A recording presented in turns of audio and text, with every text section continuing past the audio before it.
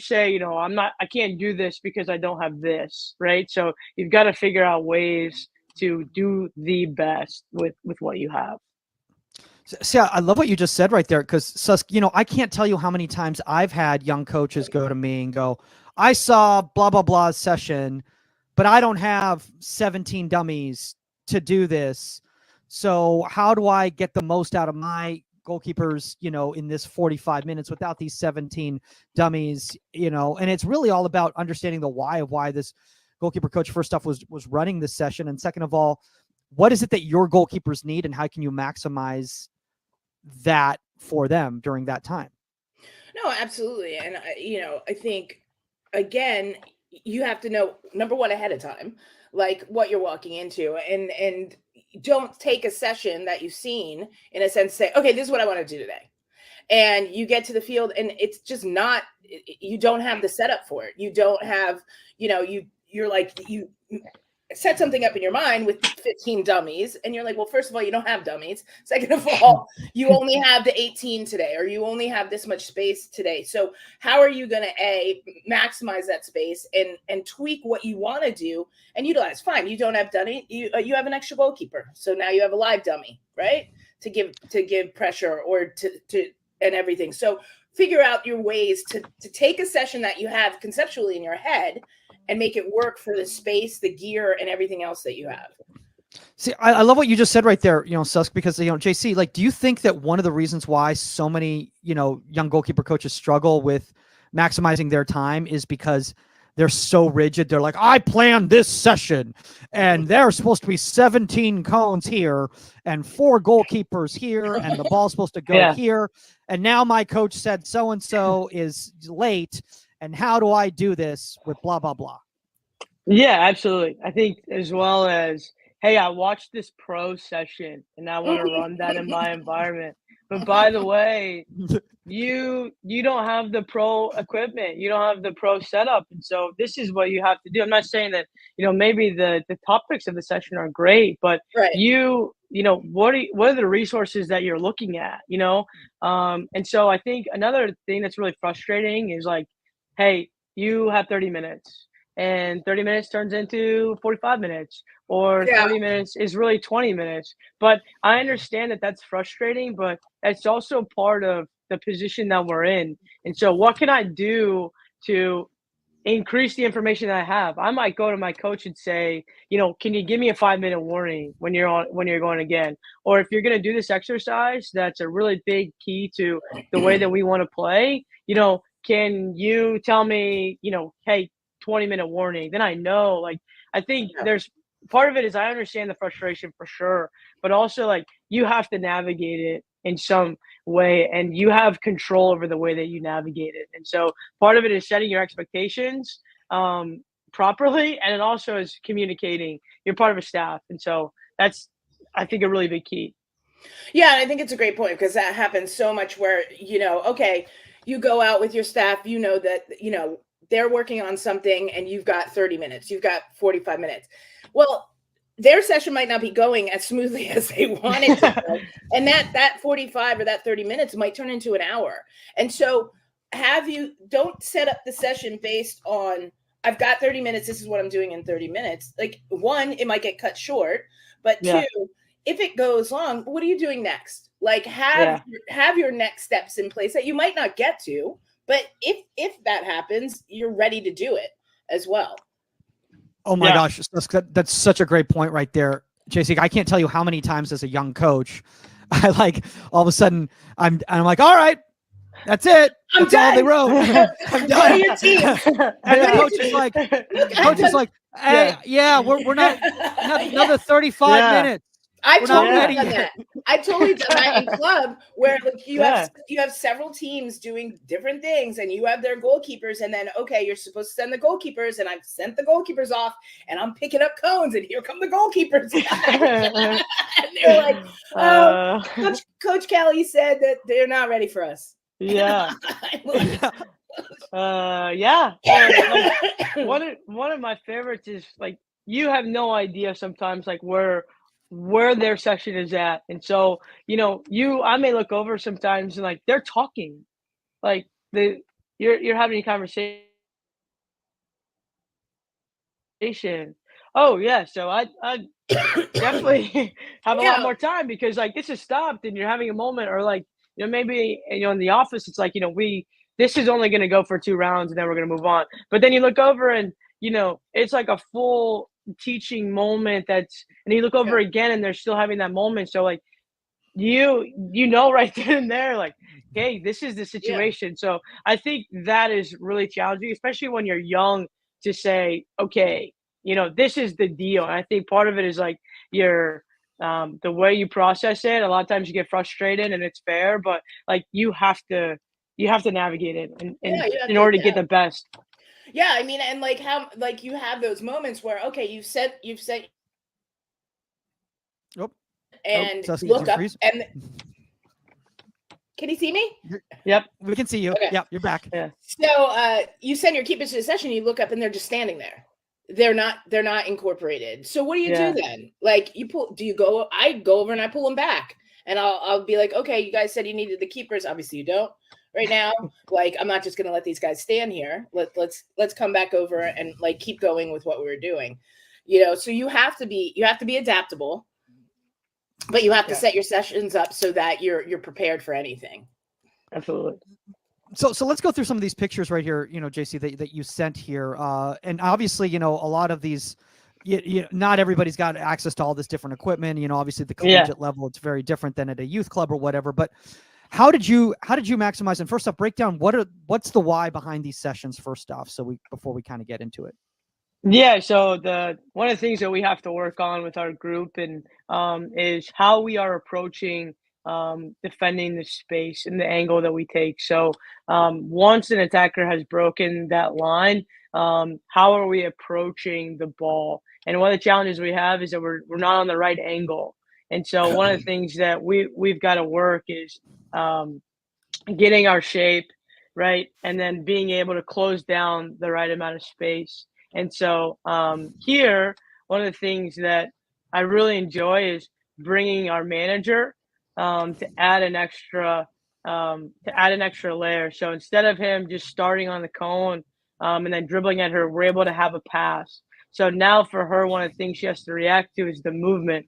So I'm taking her away. She's got to come back, and then she's got to go out and get to the angle. So a little bit more dynamic here, right? And I'm really trying to push her with that. And then what you'll see is our other goalkeeper really has to work on coming from the middle.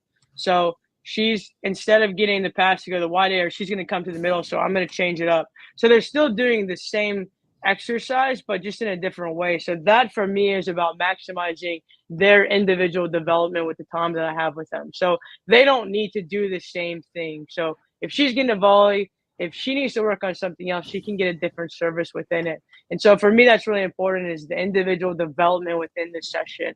And so how are we communicating with them beforehand so that they know these are the areas that we're focusing on?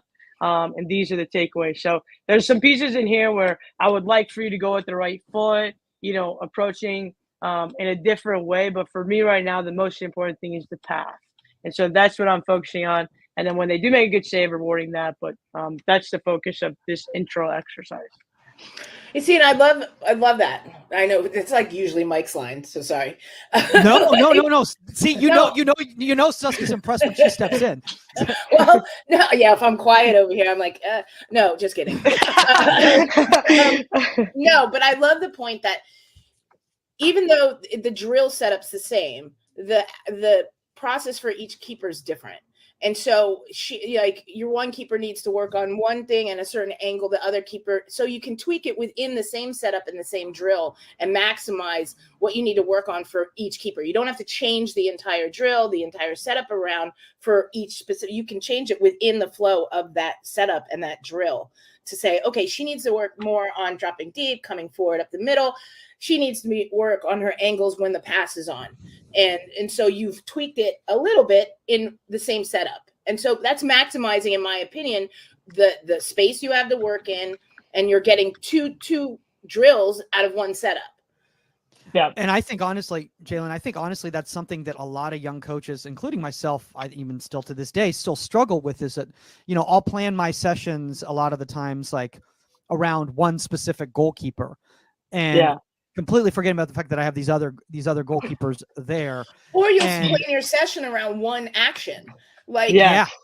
so you're like, okay, we are working on the pass here and the angle on the passing coming forward, when your other keeper might kind of have a good handle on that, although yes, practice it. But okay, how do I tweak this so that she's actually working on what she needs to work on as well? Yeah. I think one of the challenges for me as a coach is, in terms of my communication in the session, there's some things in here I would change. There's some points that I can make, right? But narrowing my focus on, okay, these are the moments that I'm going to choose to make coaching points. And so if I tell them that this is the topic of the session and now I'm harping on your past, it doesn't work, right? So for me, that's a big area of focus, is aligning the communication with the topic of the session and finding those moments, to either bring it up or to let it go, or that way they're getting as many reps as they can, but that it's all aligning. I think that can be a challenge when you're working on kind of a little bit different things. So just making sure that my communication aligns with what they're doing. So I want to see this right here. So now this activity, it looks like you only have one goalkeeper active. Yeah, so it was a little right windy. It was a little windy today, so the drone is a little bit moved back. But so in the beginning when it first started, it's a smaller change of direction. So the person getting the pass is playing it to one side. Now the pass is coming from wider, so I extended it out, and so the pass now you've got to change direction a little bit longer of a distance. And so a lot of times with one of my goalkeepers, when the distance is longer, she tends to try and come forward and take the ground rather than just adjusting to the angle first. And so what I wanted to do with the progression was build on, the little adjustment that she made. And now it's a little bit bigger, but it's very similar to what she just did rather than going right into it. And then the other one, she was getting it in the middle. So she is now starting, then her progression is where the other one started. So getting the half pass, but you're still going down the middle. So just a little bit of a progression here. I'm just impressed. Are you shooting from a drone? Yes. Yes. I'm like, oh my gosh. I'm like, the tech side. Sorry if I just totally got off course here. Yeah. No, what a great angle. I'm like, is that a drone? Yeah. Or is that little Tommy in the stands? I can't interrupt this drone conversation, Susk. It was great. I still can't get over that. It was great. Oh my God. Hey Mish, how are you? How are you guys? What's going on? Not much. How are you? Good. Oh my gosh. I was just, so last week on the show, basically before we start, JC, Jalen Cunningham over at University of Houston, she was on and she had like all these drone shots, and literally it became like a 10-minute conversation about utilizing drones for like I was sessions. impressed. Yeah, we had preseason in Colombia and we got attacked by bees, like to the point where there were thousands of bees. We had to hit the deck on the field and then be quarantined for 2 hours in this like tiny room while the beekeepers came out, firemen, police, like it was a scene. And now at training, when we have the drone, you see people like flinch, like we have PTSD because we think the bees are coming to get us again. It's like, you can't even believe it.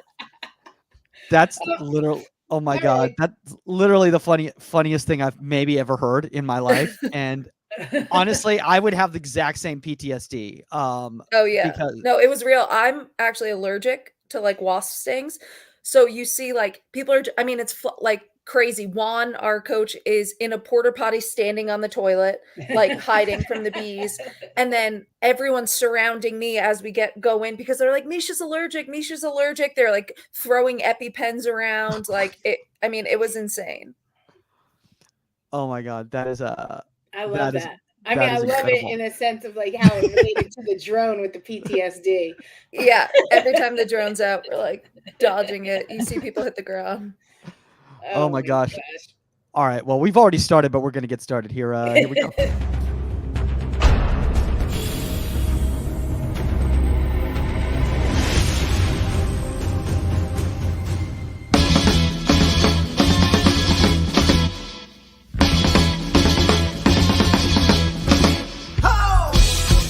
Welcome to Inside the 18. I'm Michael Magid, live from Hollywood, California. With me, and she survived the rainstorm, the atmospheric river of the past weekend, the one and only 99 World Cup winner, Saskia Weber, and telling us all about the drone PTSD experience based on bees, the one and only Michelle Betos out of Gotham FC. Michelle, I'm not going to lie. I wish that we had been recording literally when that was going on, because I actually incredible. wish you would have had the drone up recording you guys running around we the have field. we have some footage. Some of our younger players were a lot better about getting, I don't know, videos and Instagram stories and stuff, but we keep saying we're going to compile it together. And then while we were waiting in the room, our coaches were playing songs like Let It Be and anything to do with the bee as we sat quarantined. It's like Tommy Boy, like bees, bees. Yeah. It's so hard to do it justice. It was so wild.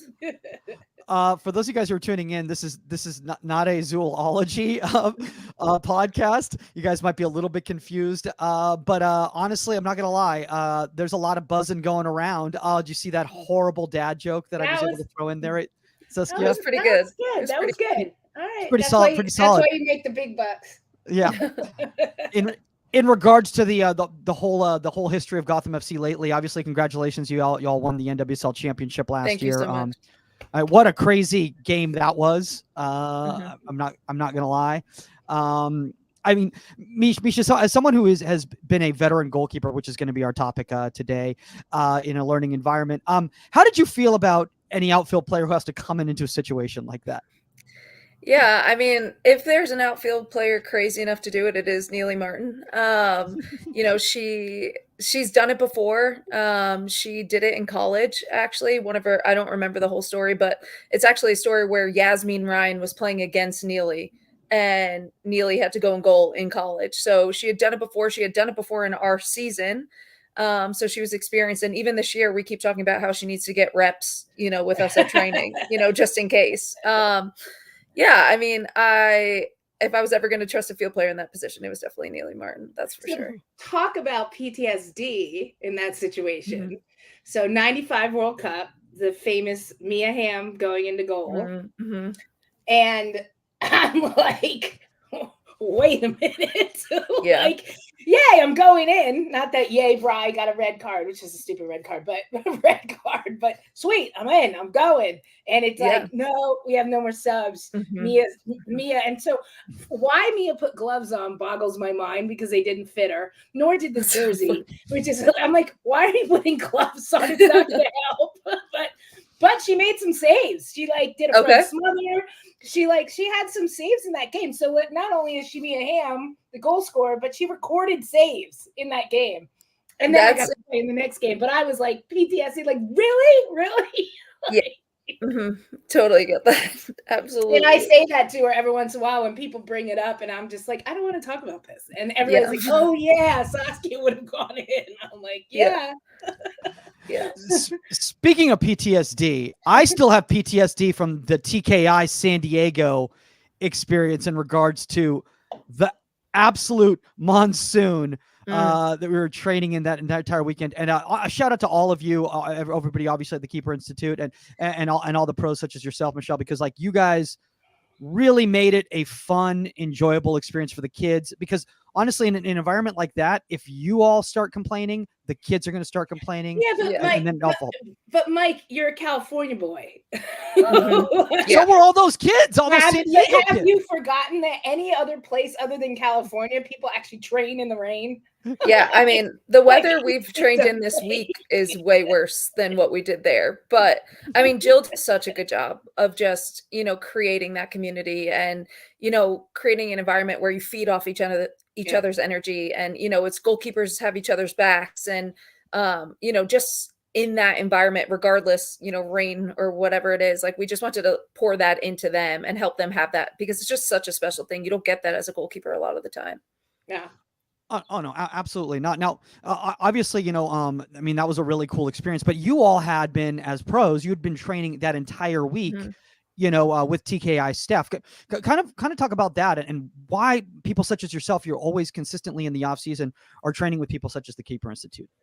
Yeah, I mean, that week was so fun. And honestly, I'm lucky enough that I live, like an hour and a half where Jill trains in the off season. And it's probably been about 5 or so years that I've been going to train there, if not more, in my off seasons on, when we have a couple days off and I'm home. And I mean, it's just such a special environment. First of all, you're training with some of the best goalkeepers in the world day in and day out.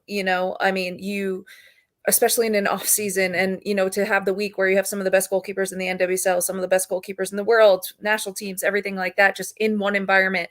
And you're not competing with each other. I think that's the coolest thing is like, you're learning, you're picking from each other's games, you're supporting each other, you're buying into the process and buying into each other. And I think, it's so cool now, Kaylin's playing in a game, Katie's playing in a game, Aubrey's playing in a game. And, I'm rooting for them in a different way because we've trained together, we've invested in each other in the off season. And yeah, TKI is so special because of the people like that are there, and, having a pro environment like that, especially in the off season, but also just what Jill and Maria have done there. Jill's so good at, really recognizing where we're at and where we can go. She's nitpicky. She's looking for inches of improvement, at the pro level. That's what it's about, and she's just so passionate about it, has such a good eye for it. So for me, I mean, I go because I get better every time I'm there. And it's really, really special and really valuable. And I think a unique experience.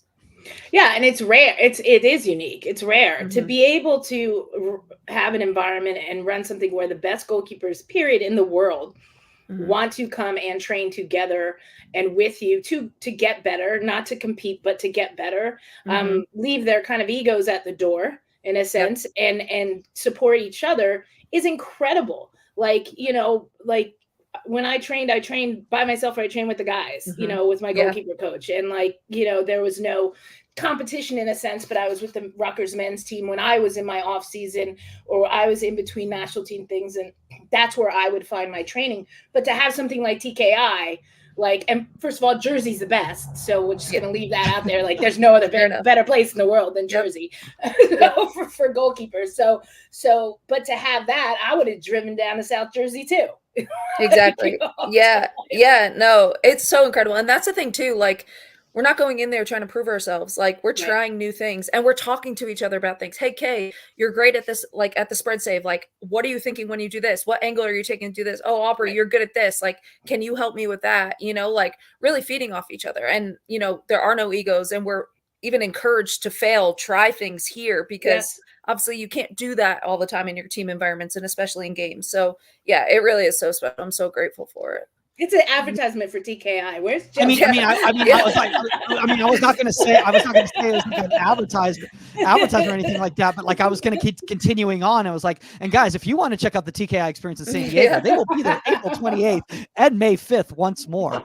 But Michelle, speaking of that, in regards to like the fact that like with the internship program that they have in the summertime, it also creates that environment where these collegiate goalkeepers can train together, which is also a really special thing. And there needs to be more of those opportunities out there for both youth players and collegiate players, because for the most part, they're only training in their environment or in a showcase environment, and they don't feel comfortable to explore and make mistakes.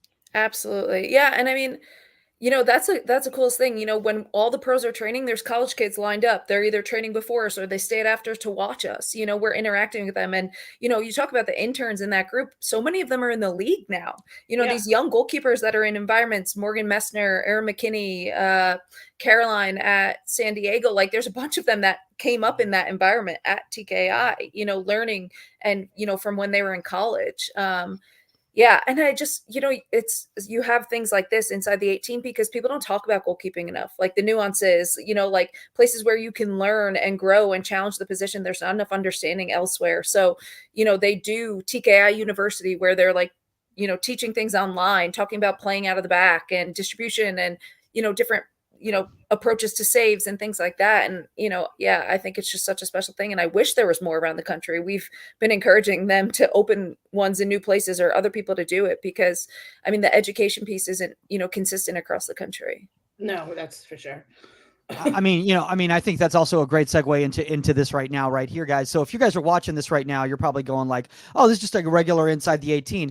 Actually, it's not, guys. Actually, we are officially on the Union platform now. That's where you're going to watch the show from now on. This is a 10-minute free preview that you're watching right now. If you want to continue watching the show, you got to go over to the Union, guys. Go to the Union GK community on Apple or Google Play stores. Sign up for free there. There's also a 30-day free trial for premium. You can also go to theuniongk.com for more information to find out what the platform is all about.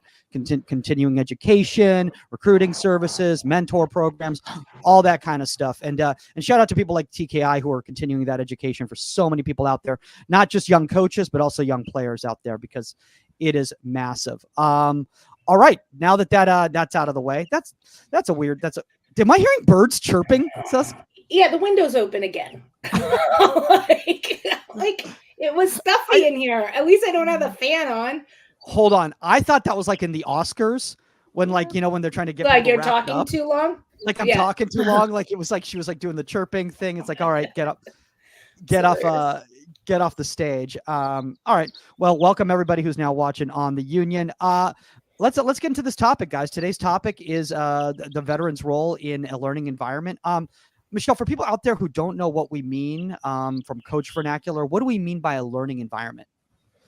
Yeah, I mean, I think it's anything where, you're just, especially with a group of goalkeepers, trying to advance your position, advance the role you're playing in the game. I mean, I think a learning environment can be anywhere. It could be with your team. It could be in a goalkeeper training session. It could be, participating in any form of training, Yeah, and I think that's the thing is that Saskia, is a lot of people when they think learning environment, they just think, oh, there's cones here, there's bibs here, there's a coach here, and they don't realize the fact that like learning environment is a 24/7 thing. There's so many different areas where learning can be taking place.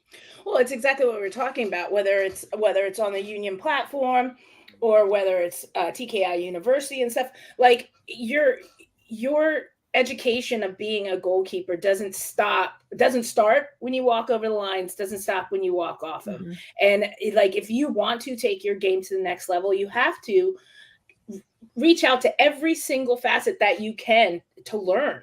And that goes down to videos, asking questions, finding a mentor off the field as well as on the field, as well as, strength and conditioning. It's not just going through cones, going through drills, and then checking out. It doesn't work that way. Yeah, I mean, I think with any professional athlete, but especially a goalkeeper, like physically you can only put out so many hours in a day, especially as you get to the pro level. We're on the field maybe an hour and a half, 2 hours a day, but our jobs are, they're 24 hours a day. It's, you come in, you watch film, you prep your body, you have a lift, then you go out and like a very specific lift to what you're working on the field. Mm-hmm. Then you're in a learning environment training wise and, experimenting with techniques. Then you're in with the team, then you're off, then you're watching game film. Then you're talking about distribution. Are you talking about saves? We had a 2-hour film session today because there was just so much from just our last game. Then for me, I'm coming home, I'm doing recovery work. I'm watching, while I'm eating dinner, I throw YouTube on and just watch like the best women saves in the EPL or in the WSL or in, Germany or in the NWSL this week, like just constantly taking information. And then, like you said, mentors, like, hey, Jill, what do you think about this? You know, Jill's always a resource for us, our goalkeeper coach, and asking each other, you know, asking other goalkeepers. I mean, it's just a never ending process of learning and growing. Yeah, and for people out there that, okay, I can sit here and say, oh, okay, well, you're a pro, so it's all there for you and stuff like that. You have to actually be proactive to find these resources, and that goes into your commitment to the game. Like when I was playing, we didn't have the internet. Okay, Yeah, so crazy. everybody don't fall off your chair, right? And when we weren't with the team, we weren't with the national team, because that was really the only place to play. And then I went overseas to play pro. But what resources could I find around myself when I was home by myself? And whether that was, like I said,